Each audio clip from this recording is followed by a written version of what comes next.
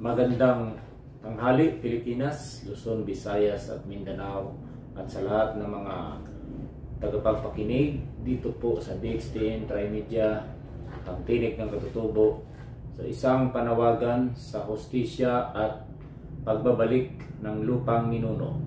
So mga katribo, Luzon, Visayas at Mindanao, sa inyong tanghalian ay ating iparating sa inyo ang ating laban at pagbawi sa lupang ninuno sa isang magandang araw po sa ating lahat.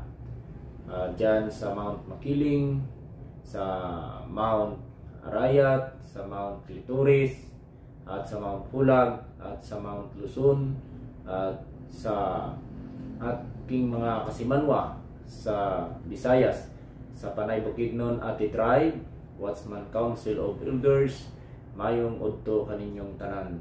At sa Mindanao, sa 16 Clan, Watchman Council of Elders sa pangunguna ni Bay Fredalyn Samaldani, magandang tanghali po sa inyo dyan sa mga lumad sa Mindanao, sa Mount Uba, kay Dato RG Impol-Impol, ang ating Governor General sa Perlas ng Silangan, at kay Dato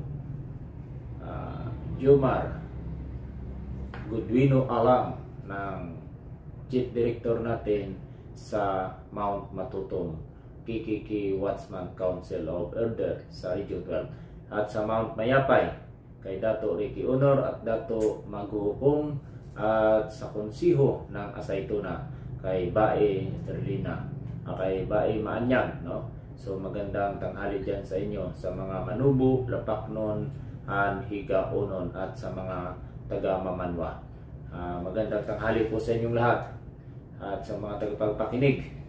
So ngayon tayo'y titipon hindi lang upang magsalita, kundi upang magsalita ng may layunin, may damdamin, at may katotohanan. Ito ang tinig ng katutubo, tinig ng mga taong matagal nang pinipilit patahimikin, tinig ng dumadaing nananawagan at nagpapahayag ng isang makatarungan at makadiyos na panawagan. Ibalik ang lupa sa tunay na may-ari. So, hangarin natin, pasalamat tayo sa ating katastasan na hukom.